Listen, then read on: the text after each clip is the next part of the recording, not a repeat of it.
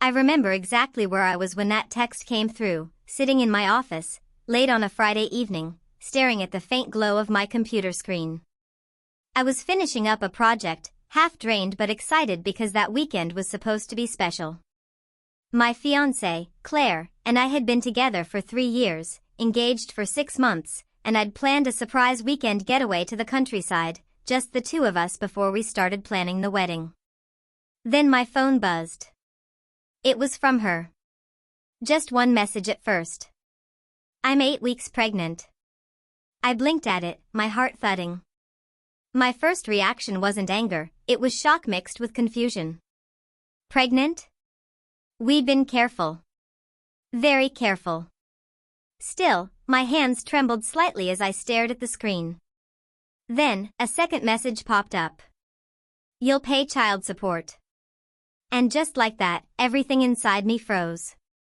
It wasn't a celebration, not a "we're having a baby," or "you're going to be a dad." It was a threat. A warning. A declaration of war. For a moment, I thought maybe she was joking. So I called her. She didn't answer. I called again, straight to voicemail. I texted. "Claire, what's going on? Are you serious?" No response. Just silence. That silence lasted the whole night. By morning, my confusion turned into suspicion. Something was wrong, very wrong. Claire wasn't the type to play games, but lately, she'd been distant, defensive, and always too busy when I tried to talk about wedding plans. 2 weeks ago, I'd found out she'd been having lunch with her old friend Michael, a guy from her office she once dated briefly. She swore it was nothing. "He's engaged," she said. "Stop being paranoid." But paranoia doesn't feel like paranoia when your gut knows the truth. By Saturday morning, I decided to drive to her apartment. She opened the door wearing pajamas, hair messy, eyes swollen, not from sleep, but from crying. When she saw me, she froze. "Daniel," she whispered. I held up my phone. 8 weeks? She nodded hesitantly. 8 weeks pregnant, I repeated. "And your first instinct was to tell me I'll pay child support?" Her lips parted, but no words came out. "Who's the father, Claire?" I asked, my voice steady but low. Her eyes widened. "What are you? You think it's not yours?" "I think you'd never talk to me like that if it was," I said sharply. "So tell me, who is he?" Tears filled her eyes, but I didn't feel sympathy. I'd seen those tears before, the same ones she used when she wanted to dodge responsibility. Finally, she whispered, "It's complicated." I laughed bitterly. Pregnancy usually is. But paternity isn't. She started crying harder, covering her face with her hands. It was a mistake. It only happened once. "Michael?" She looked up, startled. That was all the answer I needed. I stepped back. "So, not only were you cheating, but you planned to trap me with a baby that's not mine?" Her face went pale. "No. I wasn't going to trap you, I just didn't know what to do." I panicked. "I thought maybe." "You thought maybe I'd believe it," I finished for her. "That I'd marry you before I ever questioned it." She reached for my arm. "Daniel, please." I was scared. "He's engaged. He doesn't want anything to do with this." "I didn't mean to." I pulled away. "You didn't mean to lie?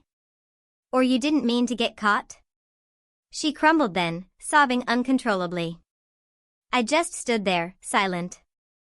I'd imagined hundreds of possible fights in my life, but never this one.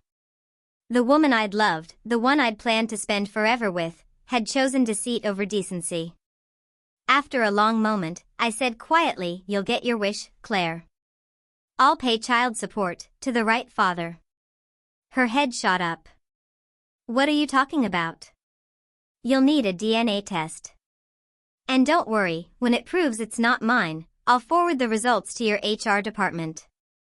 I hear Michael's fiancée works there too." She gasped.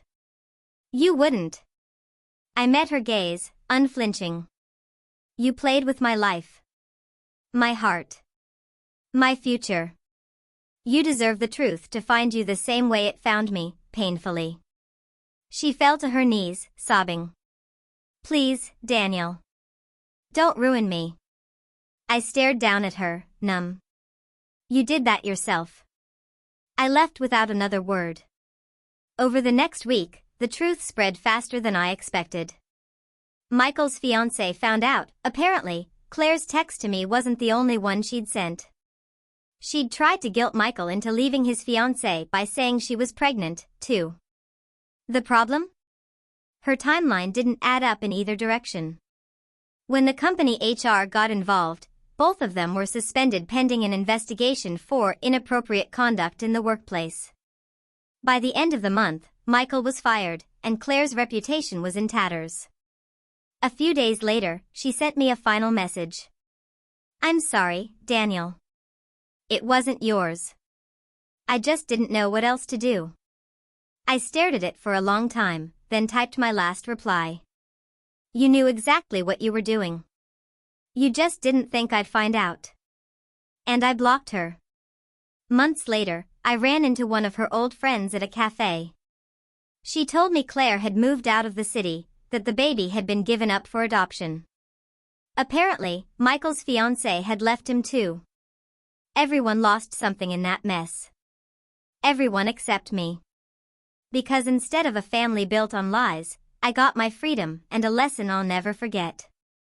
Love isn't destroyed by distance or time. It's destroyed by deceit. And sometimes, the cruelest words don't come from anger, they come from guilt. You'll pay child support. No, Claire.